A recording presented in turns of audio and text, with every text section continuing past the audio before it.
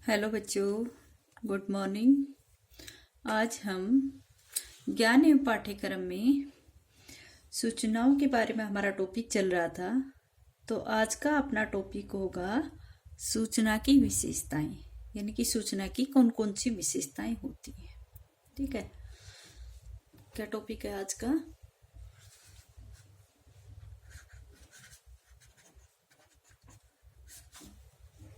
सूचना की विशेषताएं।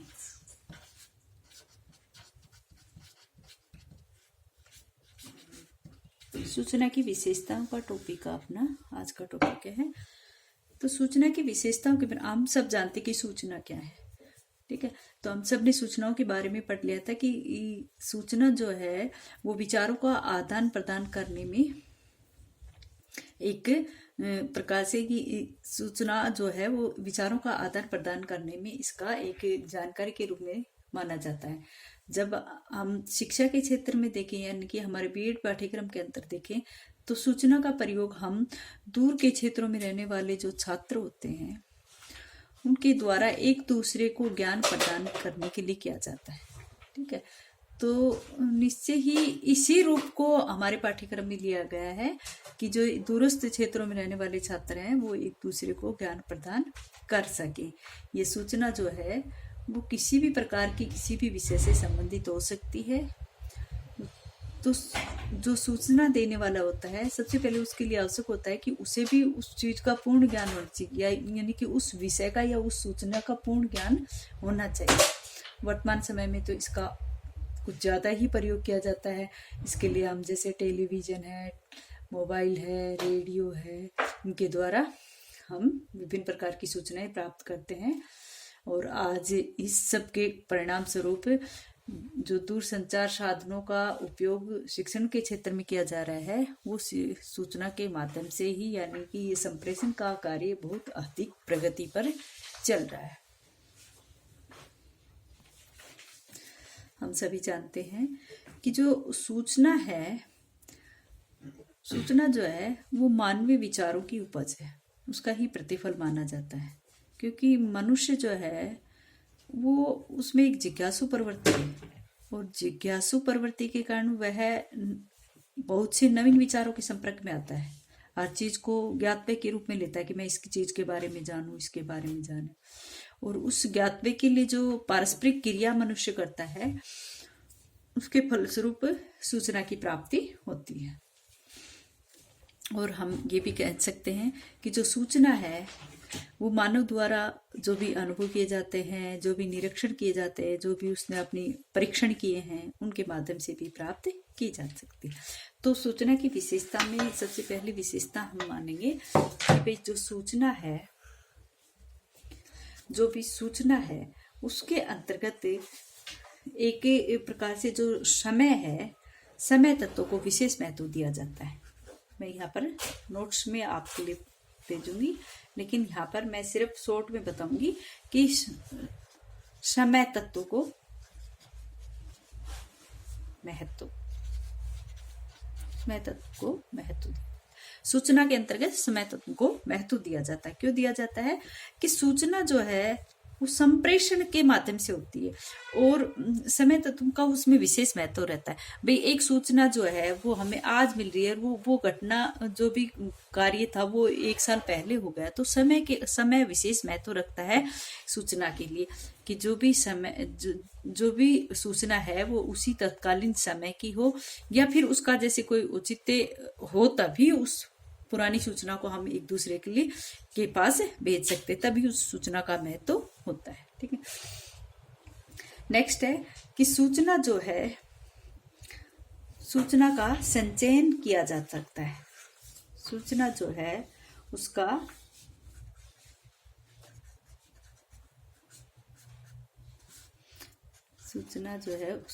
संचयन किया जाता है।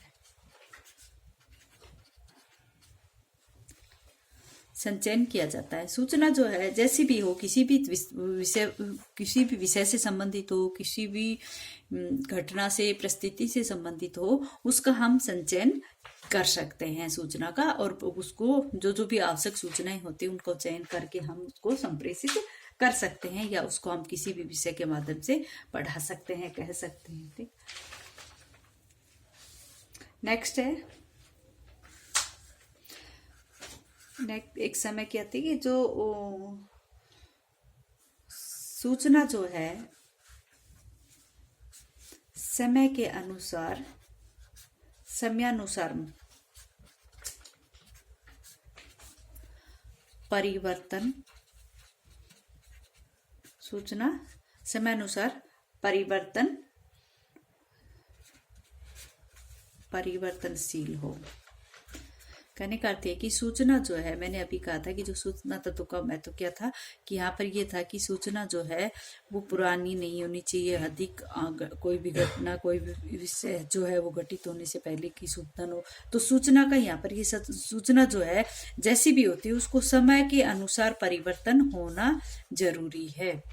ठीक है, समय अनुसार सूचना में परिवर्तन होना चाहिए। इसलिए ये माना जाता है कि जो भी सूचना है उसमें समय तत्व का अधिक महत्व है, और सूचना की उपयोगिता भी इसी बात पर निर्भर करती है कि वो सूचना परिवर्तनशील समय के साथ संभव हो। ठीक है, नेक्स्ट है, सूचना आंकड़ों का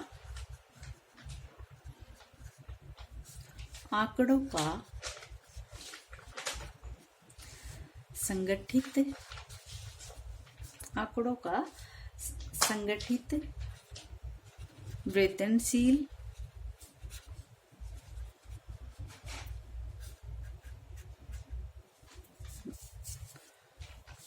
व्यवस्थित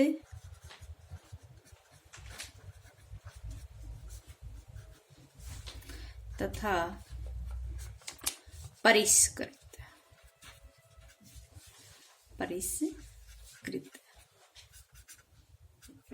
सूचना में जो भी आंकड़े होते हैं वो संगठित होने चाहिए, व्यवस्थित होने चाहिए, वृद्धिशील होने चाहिए और परिष्कृत रूप में होने चाहिए। ठीक है, कि उसमें किसी प्रकार की त्रुटियां न हो, किसी प्रकार की अशुद्धियां उसके अंतर्गत न हो। जो भी आंकड़े हो, उसकी जो भी अपने वो जो सूचनाएं होती है वो आंकड़ों के रूप में यहाँ पर संगठित होनी चाहिए। ये भी एक प्रकार से सूचनाओं की विशेषता है।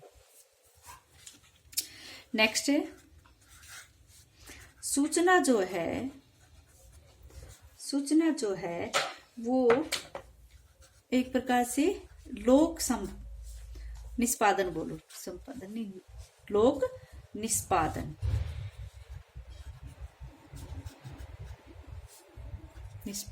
का एक आवश्यक संसाधन है।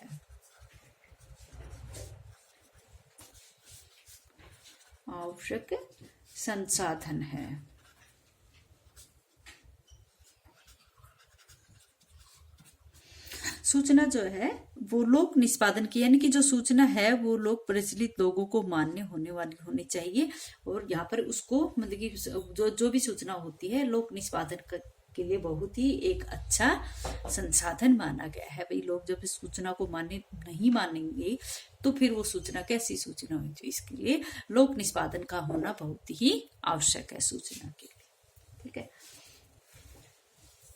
नेक्स्ट है, सूचना एक समुचित संरचना है। क्या है? सूचना जो है एक समुचित संरचना होती है।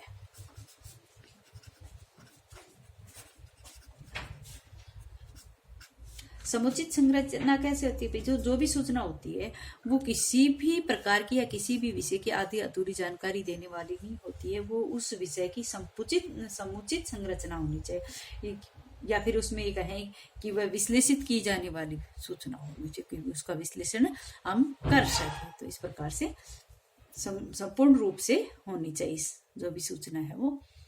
ठीक है, नेक्स्ट है,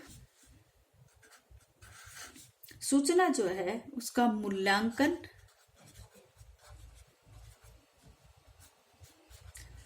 एवं विनिमय।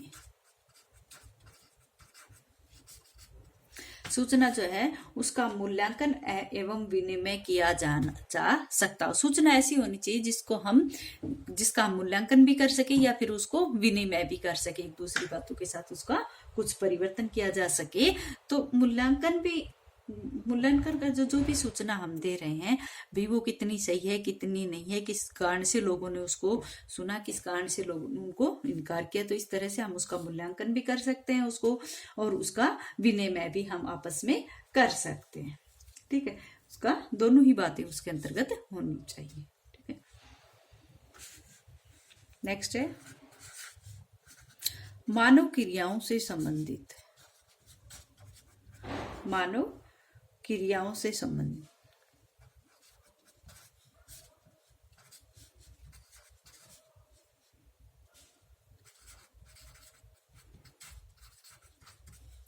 जो सूचनाएं हैं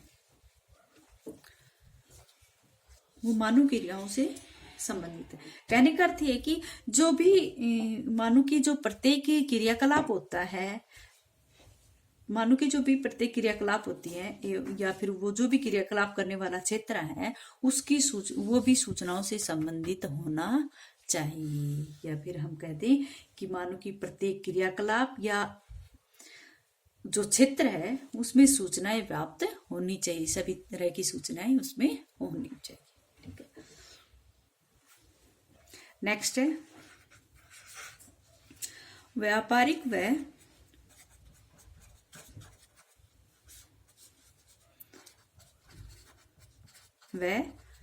औद्योगिक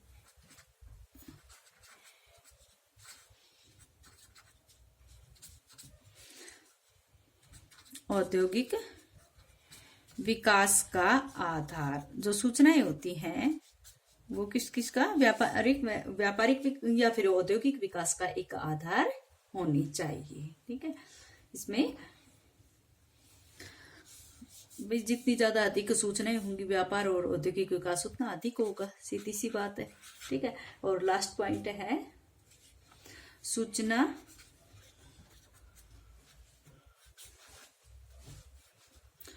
उपयोग में नष्ट नहीं होती।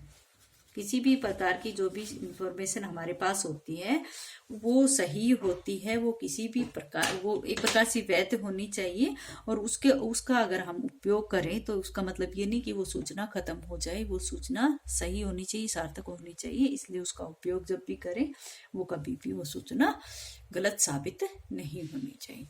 अच्छा बच्चों, आज इतना ही।